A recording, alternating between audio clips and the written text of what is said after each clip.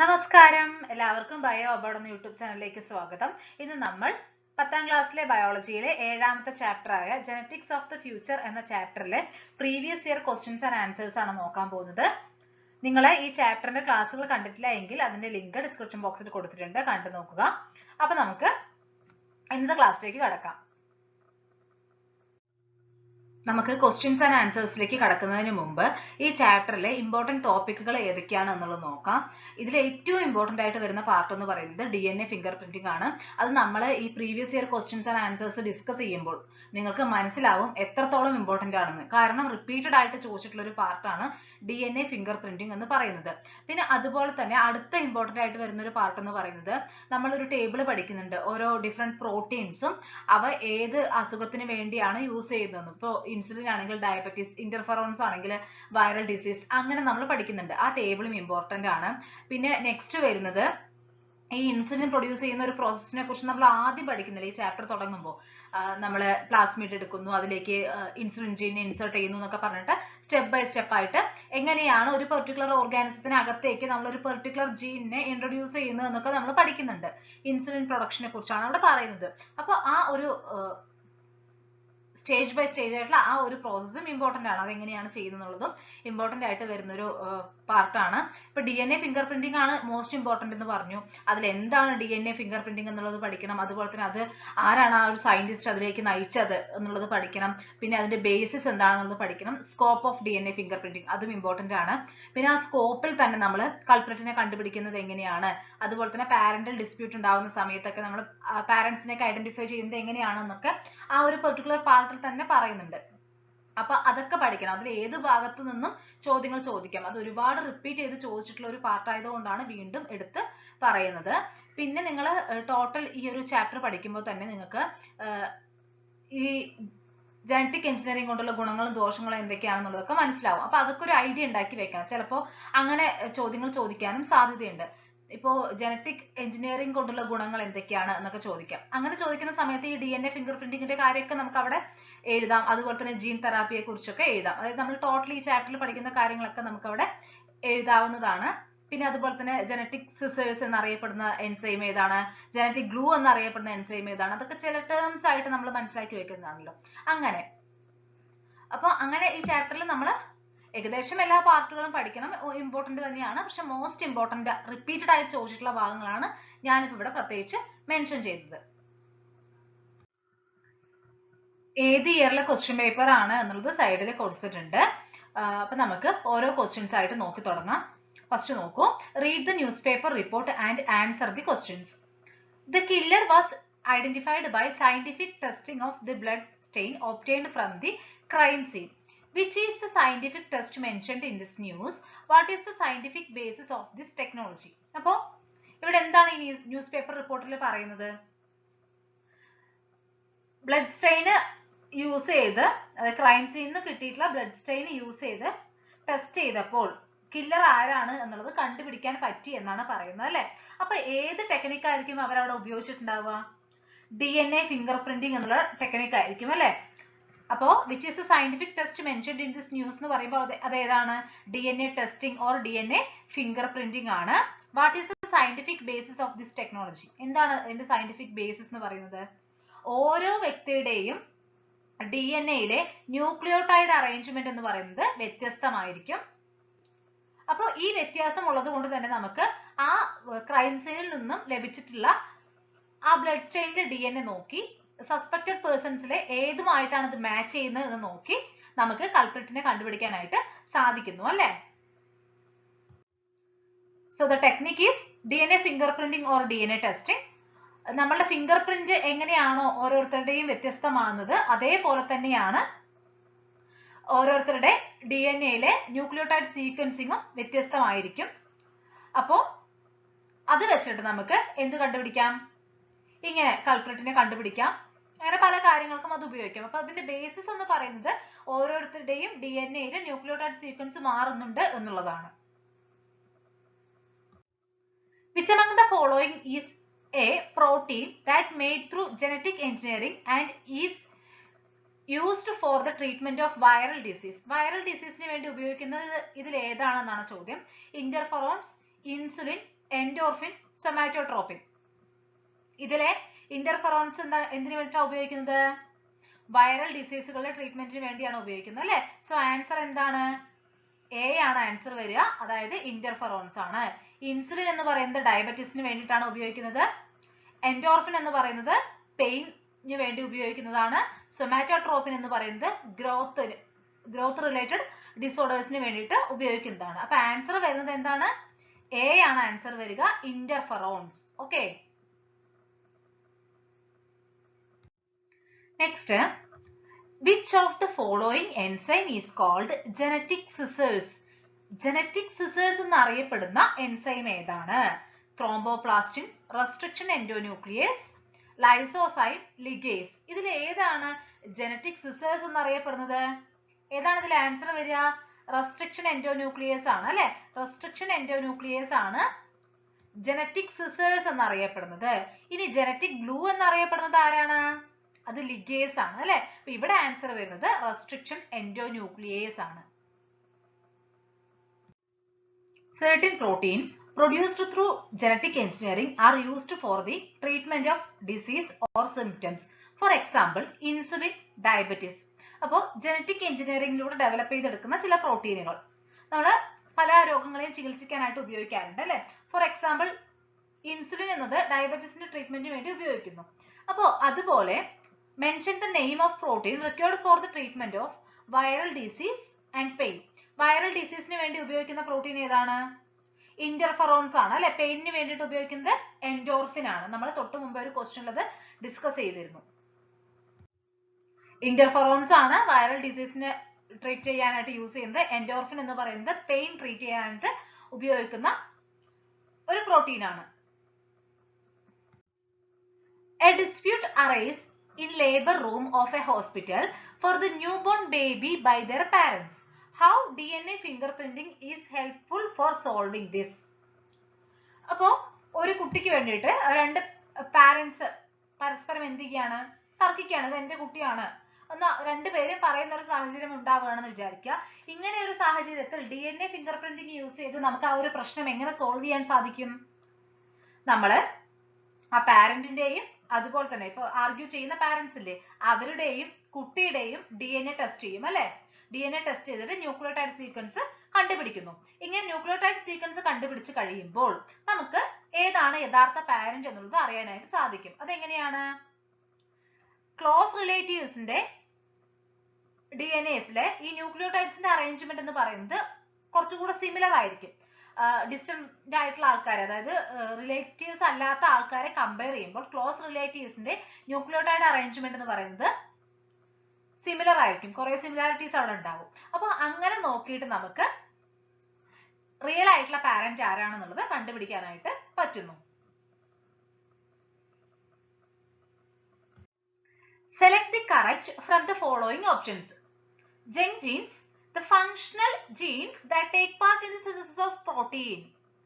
Interferons, genetic scissors used to cut genes. Genome, the complete genetic material. Endorphins, the protein used for the treatment of growth disorders. ഇത് correct ആയിട്ട് match ആയിട്ട് വരുന്ന pair ഏതാണ്?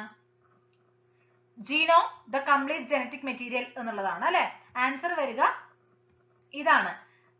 Genome എന്ന് പറഞ്ഞാൽ എന്താണ്? The complete genetic material ആണ്. ഒരു ഓർഗാനിസത്തിന്റെ കംപ്ലീറ്റ് ജനറ്റിക് മെറ്റീരിയൽ നമ്മൾ എന്ത് പറയുന്നു? ജീനോം എന്ന് പറയുന്നു. ഇനി നമുക്ക് ബാക്കിയുള്ളതൊക്കെ നോക്കാം. ജങ്ക് ജീൻസ് എന്ന് പറഞ്ഞാൽ എന്താണ്? അത് നോൺ ഫങ്ഷണൽ ആയിട്ടുള്ള ജീൻസ് ആണ് അല്ലെ. അതായത് പ്രോട്ടീൻ സിന്തസിസിലൊന്നും ഇൻവോൾവ് ചെയ്യാതെ നോൺ ഫങ്ഷണൽ ആയിട്ട് ജീനോമിൽ കാണപ്പെടുന്ന ജീൻസ് ആണ് ജങ്ക് ജീൻസ് എന്ന് പറയുന്നത്. ഹ്യൂമൻ ബീങ്സിലെ DNA അല്ലെങ്കിൽ ജീനോം എടുത്ത് നോക്കുകയാണെങ്കിൽ അവിടെ കുറെ എന്താണ്? ഈ ജങ്ക് ജീൻസ് ആണ്. ഓക്കെ, അപ്പൊ ഇത് തെറ്റാണ്. ഇത് തെറ്റാണ്. Then interferons, genetic scissors used to cut genes. Interferons എന്ന് പറഞ്ഞാല് genetic scissors ആണോ? അല്ല, genetic scissors ആരാണ്? റെസ്ട്രിക്ഷൻ എൻഡോന്യൂക്ലിയേസ് ആണ്. ഇന്റർഫെറോൺസ് എന്ന് പറയുന്നത് എന്താണ്? വൈറൽ ഡിസീസ് ട്രീറ്റ് ചെയ്യാനായിട്ട് ഉപയോഗിക്കുന്ന പ്രോട്ടീൻസ് ആണ് അല്ലെ. ജീനോ നമ്മൾ പറഞ്ഞു ശരിയാണെന്നുള്ളത് പറഞ്ഞു. ദെൻ എൻഡോർഫിൻസ്, എൻഡോർഫിൻസ് എന്ന് പറയുന്നത് എന്ത് ട്രീറ്റ് ചെയ്യാനായിട്ടാണ്? നമ്മള് പെയിൻ ട്രീറ്റ് ചെയ്യാനായിട്ട് യൂസ് ചെയ്യുന്ന പ്രോട്ടീൻ ആണ് അല്ലെ. ഇപ്പൊ ഇവിടെ പറയുന്നത് എന്താണ്? ഗ്രോത്ത് ഡിസോർഡേഴ്സ് ട്രീറ്റ് ചെയ്യാനായിട്ട് യൂസ് ചെയ്യുന്ന പ്രോട്ടീൻ എന്നാണ്. ഗ്രോത്ത് ഡിസോർഡേഴ്സ് ട്രീറ്റ് ചെയ്യാനായിട്ട് ഉപയോഗിക്കുന്നത് എന്താണ്? സൊമാറ്റോട്രോപ്പിൻ ആണ്. സോ ഇതും തെറ്റാണ്. അപ്പൊ ഇതിൽ ശരിയായിട്ട് വരുന്നത് ഏത് മാത്രമാണ്? Genome the complete genetic material എന്നുള്ള ആ ഒരു ഓപ്ഷൻ ആണ്. Analyze the part of an illustration related to genetic engineering and answer the following questions. Insulin producing gene, plasmid, plasmid with insulin producing gene. അപ്പോൾ ഇൻസുലിൻ പ്രൊഡ്യൂസിങ് ജീനിനെ നമ്മൾ പ്ലാസ്മിഡിലേക്ക് introduce ചെയ്യുന്നു. അപ്പോൾ ആ പ്ലാസ്മിഡിൽ എന്ത് കൂടെ വന്നു? ഈ ഇൻസുലിൻ പ്രൊഡ്യൂസിങ് ജീൻ കൂടെ വന്നു. Add further steps and complete the illustration. അപ്പോൾ നമ്മൾ ഇതിന്റെ ബാക്കി സ്റ്റെപ്പുകൾ ആഡ് ചെയ്യണം. Mention any other advantages of genetic engineering. Genetic എഞ്ചിനീയറിംഗിന്റെ എന്തെങ്കിലും ഒരു അഡ്വാൻറ്റേജ് എഴുതാൻ കൂടെയാണ് ഇവിടെ പറയുന്നത്. ഓക്കെ, അപ്പൊ നമുക്ക് ബാക്കി സ്റ്റെപ്സ് ആഡ് ചെയ്യാം. ഇപ്പൊ പ്ലാസ്മിഡിലേക്ക് ഇൻസുലിൻ ജീന് കൊടുക്കുന്നത് വരെയാണ് അവിടെ പറഞ്ഞിരിക്കുന്നത് അല്ലെ. അപ്പൊ അത് കഴിഞ്ഞിട്ട് എന്ത് ചെയ്യുന്നു? ഈ ജീനിനെ ബാക്ടീരിയൽ സെല്ലിനകത്തേക്ക് കൊടുക്കുന്നു. ഈ ബാക്ടീരിയയെ കൾച്ചർ മീഡിയത്തിൽ വളർത്തുന്നു. കൾച്ചർ മീഡിയത്തിൽ വളരുന്ന ഈ ബാക്ടീരിയ ഇനാക്റ്റീവ് ആയിട്ടുള്ള ഇൻസുലിനെ പ്രൊഡ്യൂസ് ചെയ്യുന്നു. ഈ ഇനാക്റ്റീവ് ഇൻസുലിനെ പിന്നീട് ആക്റ്റീവ് ആയിട്ടുള്ള ഇൻസുലിൻ ആക്കിയിട്ട് മാറ്റുന്നു. ആക്റ്റീവ് ഇൻസുലിൻ പ്രൊഡ്യൂസ് ചെയ്യുന്നു. ജനറ്റിക് എഞ്ചിനീയറിംഗിന്റെ അഡ്വാൻറ്റേജസ് ചോദിക്കുന്നുണ്ട്. അതിൽ നിങ്ങൾക്ക് ഒരുപാട് പോയിന്റ്സ് ഇൻക്ലൂഡ് ചെയ്യാം. കാരണം ഈ ഒരു ചാപ്റ്റർ നമ്മൾ ഡിഫറെന്റ് ടോപ്പിക്കുകൾ പഠിക്കുന്ന സമയത്തൊക്കെ നമുക്ക് ഈ അഡ്വാൻറ്റേജസ് അതൊന്ന് ലഭിക്കുന്നുണ്ട്. ഇപ്പൊ ജീൻ തെറാപ്പി എന്ന് പറയുമ്പോൾ എന്താണ്? ജനറ്റിക് ഡിസോർഡേഴ്സ് ട്രീറ്റ് ചെയ്യാനായിട്ട് യൂസ് ചെയ്യുന്ന ഒരു മെത്തേഡ് ആണ് അല്ലെ. അപ്പൊ അത് അതിന്റെ ഒരു അഡ്വാൻറ്റേജ് ആണല്ലോ. ജനറ്റിക് എഞ്ചിനീയറിംഗിന്റെ അഡ്വാൻറ്റേജ് ആണ്. അതുപോലെ തന്നെ DNA ഫിംഗർ പ്രിന്റിംഗ് എന്ന് പറയുന്ന ആ ഒരു പെർട്ടിക്കുലർ പാർട്ട് നമ്മൾ പഠിക്കുമ്പോൾ അവിടെ അതിന്റെ സ്കോപ്പ് നമ്മൾ ഒരുപാട് പഠിക്കുന്നുണ്ട്. അതൊക്കെ നിങ്ങൾക്ക് ഇവിടെ എഴുതാവുന്നതാണ്. അതുപോലെ തന്നെ പെസ്റ്റ് റെസിസ്റ്റന്റ് പ്ലാന്റ്സ് പ്രൊഡ്യൂസ് ചെയ്യുന്ന കാര്യമൊക്കെ ഇവിടെ പറയാം. പിന്നെ ഫാം അനിമൽസിന്റെ കാര്യം പറയാം. അപ്പൊ അങ്ങനെ ഒരുപാട് പോയിന്റ്സ് ഇവിടെ എഴുതാം. ഇവിടെ കുറച്ച് പോയിന്റ്സ് മെൻഷൻ ചെയ്തിട്ടുണ്ട്. നിങ്ങൾക്ക് എളുപ്പമുള്ളത് പഠിച്ചു വെക്കാവുന്നതാണ്. കൂടുതലും ജനറ്റിക് എഞ്ചിനീയറിംഗിന്റെ അഡ്വാൻറ്റേജസ് ചോദിക്കുന്നതിനേക്കാളും എനിക്ക് തോന്നുന്നു DNA ഫിംഗർ പ്രിന്റിംഗുമായിട്ട് റിലേറ്റ് ചെയ്തിട്ടാണ് കൂടുതൽ ക്വസ്റ്റ്യൻസ് വരുന്നത്. ഇങ്ങനെ ജനറൽ ആയിട്ട് ചോദിച്ചു കഴിഞ്ഞാൽ നിങ്ങൾക്ക് ആ പോയിന്റ്സ് ഇവിടെ എഴുതാവുന്നതാണ്. Next question, rearrange the stages of insulin production in the correct order. അപ്പൊ നമ്മൾ തൊട്ട് മുമ്പേ ഡിസ്കസ് ചെയ്ത ഒരു ചോദ്യം പോലെ തന്നെയുള്ള ഒരു ചോദ്യമാണ് അല്ലെ. പക്ഷെ അവിടെ എന്തായിരുന്നു? ആദ്യത്തെ 2-3 സ്റ്റെപ്പ് പറഞ്ഞു, ബാക്കി സ്റ്റെപ്സ് നമ്മൾ എഴുതണമായിരുന്നു. ഇവിടെ എല്ലാ സ്റ്റെപ്സും കൊടുത്തിട്ടുണ്ട്, പക്ഷെ നമ്മൾ ഓർഡർ ആക്കണം. ഓക്കെ, നമുക്ക് ഓരോ സ്റ്റെപ്സ് ആയിട്ട് നോക്കി തുടങ്ങാം. Joining insulin gene with plasmid, cutting of insulin gene from human DNA, isolation of plasmid from bacterium, produce inactive insulin, plasmid with ligated insulin gene is inserted into bacterial cell, active insulin is produced. അപ്പോ ഇതിൽ ആദ്യത്തേത് എന്താണ്? ആദ്യം എന്താണ് ചെയ്യുന്നത്? ആദ്യം നമ്മൾ insulin ജീനെ cut ചെയ്തെടുക്കും അല്ലെ. ഫസ്റ്റ് എന്താണ് ചെയ്യുന്നത്? ഹ്യൂമൻ DNAയിൽ നിന്നും ഇൻസുലിൻ ജീൻ കട്ട് ചെയ്തെടുക്കുന്നു. പിന്നെ അതുപോലെ എന്ത് ചെയ്യുന്നുണ്ട്? ബാക്ടീരിയയിൽ നിന്നും പ്ലാസ്മിഡിനെ ഐസൊലേറ്റ് ചെയ്തെടുക്കുന്നു. ഇതാണ് സെക്കൻഡ് പോയിന്റ് വരിക. ഓക്കെ, എന്നിട്ട് എന്ത് ചെയ്യുന്നു? ഇവയെ തമ്മിൽ പരസ്പരം യോജിപ്പിക്കുന്നു. തേർഡ് പോയിന്റ് എന്താ വരുന്നത്? Joining insulin gene with plasmid. Then ഇതിനെ എന്ത് ചെയ്യുന്നു? ഈ ഹ്യൂമൻ ഇൻസുലിൻ ജീൻ ജോയിൻ ചെയ്ത് എടുത്തിട്ടുള്ള ഈ പ്ലാസ്മിഡിനെ ബാക്ടീരിയൽ സെല്ലിനകത്തേക്ക് കൊടുക്കുന്നു. അപ്പൊ ഇതാണ് ഫോർത്ത് പോയിന്റ് വരിക അല്ലെ. ദെൻ ഇതിൽ നിന്നും ഇനാക്റ്റീവ് ആയിട്ടുള്ള ഇൻസുലിൻ പ്രൊഡ്യൂസ് ചെയ്യപ്പെടുന്നു. ദെൻ ഫൈനലി ആ ഇനാക്റ്റീവ് ഇൻസുലിൻ നിന്നും നമ്മൾ എന്ത് ചെയ്യുന്നു? ആക്റ്റീവ് ഇൻസുലിൻ പ്രൊഡ്യൂസ് ചെയ്യുന്നു. അപ്പൊ ഫസ്റ്റ് സ്റ്റെപ്പ് ഏതാണ് വരുന്നത്? First cutting of insulin gene from human DNA. Then second isolation of plasmid from bacterium. Third വരുന്നത് joining insulin gene with plasmid. Then fourth വരുന്നത് ആ പ്ലാസ്മിഡിനെ നമ്മൾ ബാക്ടീരിയൽ സെല്ലിനകത്തേക്ക് കൊടുക്കുന്നത്. ദെൻ ഇനാക്റ്റീവ് ഇൻസുലിൻ പ്രൊഡ്യൂസ് ചെയ്യുന്നതാണ് ഫിഫ്ത്ത് വരിക. സിക്സ്ത് എന്തായാലും എന്താണ്? ആക്റ്റീവ് ഇൻസുലിൻ ഈസ് പ്രൊഡ്യൂസ്ഡ് എന്ന പോയിന്റ് ആണ്. ഇവിടെ ഓർഡറിൽ തന്നെ എഴുതിയിട്ടുണ്ട്. Cutting of insulin gene from human DNA, isolation of plasmid from bacterium, joining insulin gene with plasmid, plasmid with ligated insulin gene is inserted into bacterial cell, produce inactive insulin, active insulin is produced. അതാണ് last വരുന്നത്. Analyze the newspaper report and answer the questions. Missing child found among gypsies, real parents identified through DNA finger printing. അപ്പൊ നമ്മൾ തൊട്ട് മുമ്പേ ഒരു ക്വസ്റ്റ്യനിൽ പറഞ്ഞതുപോലെ തന്നെയാണ് റിയൽ പാരന്റ്സിനെ ഐഡന്റിഫൈ ചെയ്യുന്ന ഒരു സിറ്റുവേഷൻ തന്നെയാണ് ഇവിടെയും. How can the real parents B identified through DNA finger printing? എങ്ങനെയാണ് സാധ്യമാവുക? നമ്മൾ അവിടെ പറഞ്ഞ അതേ കാര്യം തന്നെയാണ് അല്ലെ. ക്ലോസ് റിലേറ്റീവ്സിന്റെ DNAയിലെ ന്യൂക്ലിയോടൈഡ് സീക്വൻസ് എന്ന് പറയുന്നത് സിമിലർ ആയിരിക്കും. ഒരുപാട് സിമിലാരിറ്റീസ് അവിടെ കാണാനായിട്ട് സാധിക്കും. അപ്പൊ അത് യൂസ് ചെയ്ത് നമുക്ക് യഥാർത്ഥ പാരന്റ്സിനെ കണ്ടുപിടിക്കാൻ പറ്റുന്നു. Who paved the way for DNA testing? DNA finger printing അല്ലെങ്കിൽ DNA ടെസ്റ്റിംഗ് എന്നുള്ള ഈ ഒരു ടെക്നോളജിയിലേക്ക് നയിച്ചത് ഏത് സയന്റിസ്റ്റ് ആയിരുന്നു? അലക് ജെഫ്രീസ് എന്ന് പറയുന്ന സയന്റിസ്റ്റ് ആയിരുന്നു. അപ്പൊ ഫസ്റ്റ് ക്വസ്റ്റ്യൻ എന്തായിരുന്നു? എങ്ങനെയാണ് യഥാർത്ഥ പാരന്റ്സിനെ കണ്ടുപിടിക്കാൻ പറ്റുക എന്നുള്ളതായിരുന്നു. അതെങ്ങനെയാണെന്നുള്ളത് നമ്മൾ ഓൾറെഡി ഒരു ക്വസ്റ്റ്യനിൽ ആൻസർ ചെയ്തതാണ്. സെയിം തന്നെയാണ് അവിടെ ന്യൂ ബോൺ എന്നുള്ളതിന് പകരം നമുക്ക് ഇവിടെ ചൈൽഡ് എന്നാക്കിയിട്ട് ആ ഒരു ഉത്തരം ഫിനിഷ് ചെയ്യാവുന്നതാണ്. The real culprit can be identified from a single hair. Analyze the above statement and answer the following questions. നമ്മൾ ഇത്രയും നേരം ഡിസ്കസ് ചെയ്യുമ്പോൾ ഏകദേശം എല്ലാ ക്വസ്റ്റ്യൻ പേപ്പറിലും ഇങ്ങനെ ഈ DNA ഫിംഗർ പ്രിന്റിംഗുമായിട്ട് റിലേറ്റ് ചെയ്ത് ഒരു ക്വസ്റ്റ്യൻ എങ്കിലും ചോദിച്ചിട്ടുണ്ട് അല്ലെ. Analyze the above statement, answer the following questions ആണ് അല്ലെ. നോക്കാം. Write the name of technology used for identifying the culprit. ഏതാണ്? DNA ടെസ്റ്റിംഗ് അല്ലെങ്കിൽ DNA finger printing. What is the basis of this test? Same question ആണത്. എന്താണ് ഇതിന്റെ basis എന്ന് പറയുന്നത്? അതായത് നമ്മളുടെ ഫിംഗർ പ്രിന്റ് പോലെ തന്നെ ഓരോ പേഴ്സന്റെയും DNAയിലെ ന്യൂക്ലിയോടൈഡ് അറേഞ്ച്മെന്റ് വേരി ചെയ്യുന്നുണ്ട്. ഇതാണ് ഇതിന്റെ ഒരു ബേസിസ് എന്ന് പറയുന്നത്. Okay. A class debate has been proposed to organize in the topic farm animals, scope and challenges. List out the scope and challenges included in this debate. അപ്പോൾ നമ്മൾ ഈ ഒരു പെർട്ടിക്കുലർ ഡിബേറ്റിലേക്ക് പറ്റുന്ന തരത്തിലുള്ള കുറച്ച് സ്കോപ്സും ചാലഞ്ചസും പറയാനാണ് പറയുന്നത്. സ്കോപ്സ് എന്ന് പറയുന്നത് നമുക്ക് ഒരുപാട് മെഡിസിൻസ് ഡെവലപ്പ് ചെയ്തെടുക്കാനായിട്ട് പറ്റുന്നുണ്ട്. അതുപോലെ തന്നെ ഇപ്പോൾ ഹോർമോണുകളൊക്കെ കുറച്ചുകൂടി ഈസി ആയിട്ട് ഡെവലപ്പ് ചെയ്തെടുക്കാനായിട്ട് പറ്റുന്നു. അതുപോലെ തന്നെ മൈക്രോ ഓർഗാനിസങ്ങളൊക്കെ കമ്പയർ ചെയ്യുമ്പോൾ ഈ ഫാം അനിമൽസിനെയൊക്കെ വളർത്തുക എന്ന് പറയുന്നതും അതുപോലെ തന്നെ അവയിൽ നിന്നും മെറ്റീരിയൽസ് എക്സ്ട്രാക്ട് ചെയ്യുക എന്ന് പറയുന്നതും കുറച്ചുകൂടെ എളുപ്പമാണ് അല്ലെ. ഇനി ചാലഞ്ചസ് എന്ന് പറയുമ്പോൾ ഒന്ന് ഒരു ലിവിങ് ഓർഗാനിസത്തിന് അതിൻ്റെതായിട്ടുള്ള ഒരു ഐഡന്റിറ്റിയിൽ ജീവിക്കാനുള്ള അവകാശമുണ്ട്. അതില്ലാതെ ആക്കുകയാണ് ചെയ്യുന്നത് അല്ലെ. അപ്പോൾ ഒരു വയലേഷൻ ഓഫ് റൈറ്റ്സ് ആണത്. ദെൻ അതുപോലെ തന്നെ അതിന്റെ ഒരു നാച്ചുറൽ ജനറ്റിക് മേക്കപ്പിൽ നമ്മൾ ചേഞ്ച് വരുത്തുകയാണ്. മനഃപൂർവ്വം നമുക്ക് വേണ്ടി ചേഞ്ച് വരുത്തുകയാണ്.